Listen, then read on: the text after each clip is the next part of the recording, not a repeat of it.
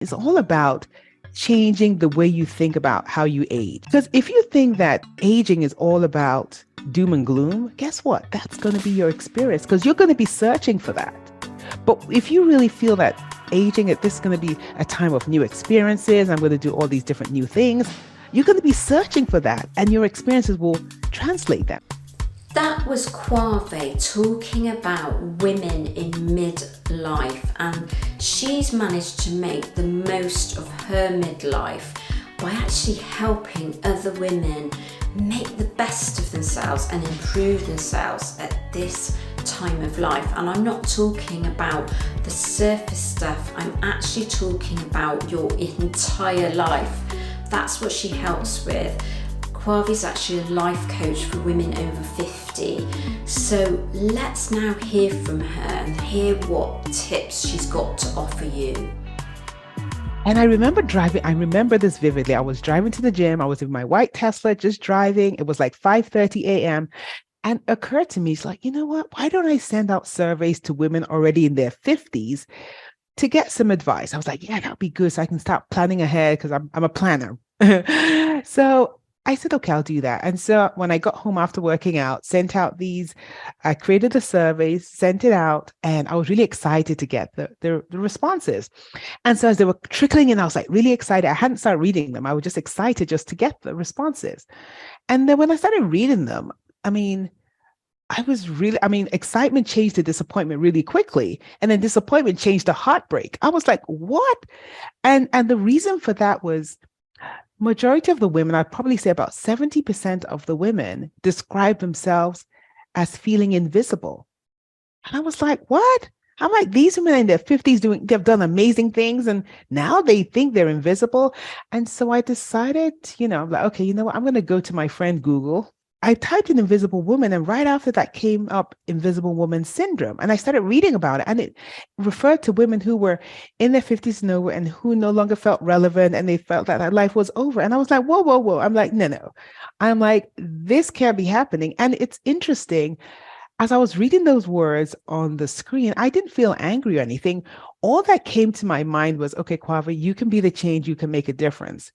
And it was like there and then I switched my niche from helping women lose weight to really helping women. And I like to use the word age boldly in this next chapter of their lives, where I feel this is a time where they can experience, they can start doing new things and with curiosity and confidence. And I'm like, this is not the time to decide, I'm no longer relevant. And I know that's the messaging they're getting from society, but I'm like, you know what? That doesn't have to be the message that you adopt for yourself. And I was like, no. And that was when I started this, over 50 life coach. I'm like, I'm going to help more women have the audacity to have better health, better relationships, and better careers than in their 20s and 30s, because I know it's possible. Why do you think women do feel they're invisible? Our roles are changing. And so if you have kids, your roles are changing. So the kids are no longer as dependent on you. So that changes. So you don't feel as significant in their lives. And you're like, ooh, okay, what's going on there? And for a lot of women, this is a high rate of divorce, this area, and they actually call it gray divorce. And so if you were married, all of a sudden you're no longer married, you're now single, and that might have been your identity up until this point. And then in the career world, a lot of women are getting passed over for promotions and things at this point. So it's like, okay, all these labels that you used to identify yourself are now shifting, and you're like, who am I now? And I think that's what brings up this invisibility, like, okay. And then you add menopause on top of that because your body's now changing. You're dealing with all these major changes all at once. That was absolutely how I felt, because I went through all of those things, really. Menopause, kids leaving home, getting divorced, that kind of thing. Well, certainly my older son leaving home. I've still got young kids though. So what do you think we can do about it? Well, I think the most important part is realizing that your identity does not identify your worth. And I think that's what we do. We kind of put these labels and think this is who we are. I'm like, regardless of whether you're a mother, whether you're married, whether you go through menopause or not, your worth is there. It's like your worth is 100% when you're born, and it doesn't change or shift as you get older. But I also think that the images we see around us kind of state otherwise. And so when you kind of buy into that, it kind of changes everything. I mean, you'll hear people making statements. I mean, I remember the other day which I thought was kind of interesting.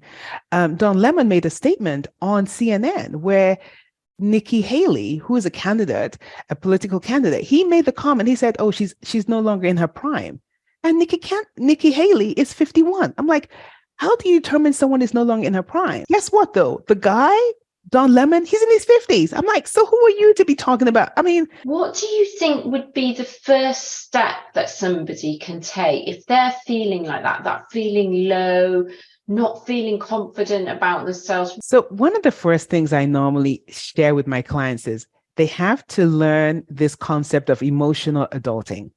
And emotional adulting is a concept where you realize that you are only responsible for your own emotions. Other people can say, do whatever, because we get to a point as women sometimes where we are people pleasing our way.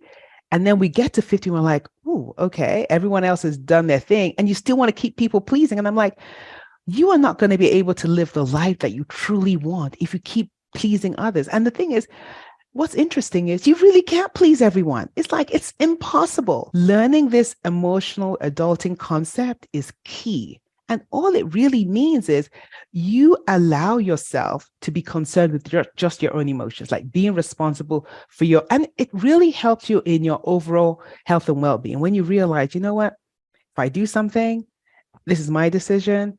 And if other people are uncomfortable with it, it's okay. Stop manipulating people to like you. I mean, we do that a lot. Another phrase I love is let go of what doesn't serve you anymore. Yeah, because we've got to that stage in life, haven't we? Where, you know what, you just, the things that don't serve you anymore, don't do them. It might be people. It might be situations. Like, who's in your inner circle? Are they meant to be in your inner circle? Are they meant to know everything about your life? Listen, it's all about changing the way you think about how you age. I think that's the first piece. Like, because if you think that aging is all about doom and gloom, guess what? That's going to be your experience because you're going to be searching for that.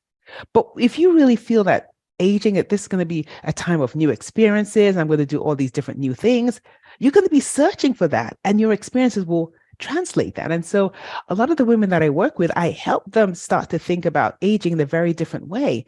And they start to do all these amazing things that they had never thought they would do. I mean, I have one of my clients who's in her probably late 60s now, and she's on TikTok, and she said she would, she wasn't even on Instagram or any of those social media platforms. And she's like, I'm on TikTok talking about my business now. She didn't have a business.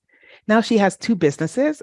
And so helping them realize that the only person stopping them is themselves. Like, society can say all these different things, but you get to decide how you want to live this next chapter of your life. And are you content with saying, okay, because really what you're saying is because society said this or this, but is that the real reason? The real reason is you. You have decided that all these different external things are preventing you from doing what you need to do.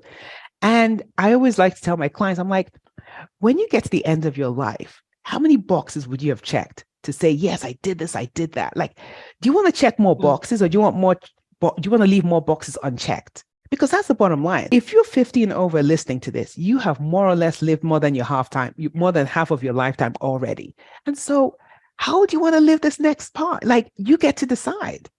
And you've written a book as well, haven't you? Yeah. So what's the book about? So the book is titled 50 Questions to Answer When You Reach 50. And I wrote this book because I wanted women to fall in love with themselves, one question at a time.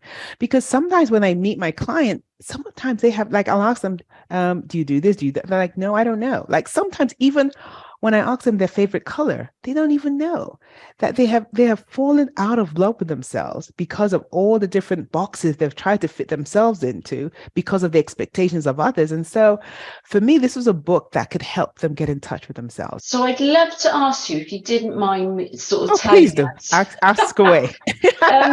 What a typical day looks like for you, because you must have really good habits. First thing in the morning, I go to the gym. I'm at the gym like from 5:30 to about 6:30. I do that. come home, shower, normally get breakfast for my son because I still have a son at home. He's in high school, so he's out. And then I have what I call a thought download, where this is where I write all my thoughts down on a piece of paper. Like I write down all my thoughts. And really that's a way for me to get my thoughts out of my brain onto paper. And I don't censor myself. It's not edited. It's just whatever. It's all I call it like thought vomit, like you're just putting everything out there. And then based on those thoughts, I now do what I call it a model on them. And a model is really looking for the thought that I want to focus on for the day. And based on that thought, and thoughts are always unintentional or intentional. So depending on which way it falls, I will find a way to make it more of an intentional thought, because as humans, we just have thoughts, right? But sometimes they're not really the thoughts that serve us. And so I call those unintentional thoughts. And so I look for the unintentional thought in there. And then I do a model where I say, okay, so I'm having this thought. Why am I thinking this way? Like, and put that down. And I'm like, if I think this way, how is it making me feel? And when I feel this way, what are some of the things I'm doing in my day? And what is the result?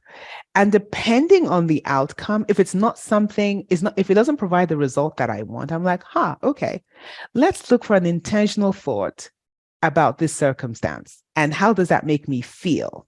And depending on the feelings, these are the actions I'm going to take. And there's a result. And so I look for the opposite of it, where it provides the result I want in my day. And it like that I do daily. I'd love to talk to you about what kind of current projects, because I know you've got something really exciting that I hope you're going to share. Currently, I have one of the projects I'm working on that's really important right now is it's a community, but it's kind of different in a way, where I'm bringing in different experts, you being one of them, where they're going to be talking about different elements that affect a woman as she turns 50 and over. Because I think that it's so important for us to know these different aspects. And I don't know it all. So I'm bringing in experts who can talk about different things. So I'm bringing someone like you. There's another lady that's coming. She's going to be talking about sleep. I'm bringing a doctor who's going to be talking about like some of the tests that we need to be taking at this age and what we need to be aware of. I'm bringing someone that's going to be talking about, body positivity, like, our bodies. I'm bringing someone to talk about menopause. I'm bringing someone to talk about hormone replacement therapy. I'm actually bringing a plastic surgeon for those that want it. Within that community too, we'll have challenges for different things to kind of, motivate them and inspire them. And there'll be a lot of, conversations going on within the community. And I just want women to have a safe space with no judgment, where they can really be themselves, ask questions and get responses. For the next few months, I'm going to be doing like a founders special. So for those that get in early, you're going to get special deals and different things. I want to really make an impact with women in this age group, because there are some that just don't know that the opportunities that are available to them. And I also believe that the more of us that show up proudly, boldly, and fiercely, the younger generation too can have examples, because right now they don't. So if they see more of us doing these amazing things, they can begin to say, oh, I can't wait till I turn 50. I can't wait till I'm 60, because they've seen these women in these age groups doing absolutely phenomenal things.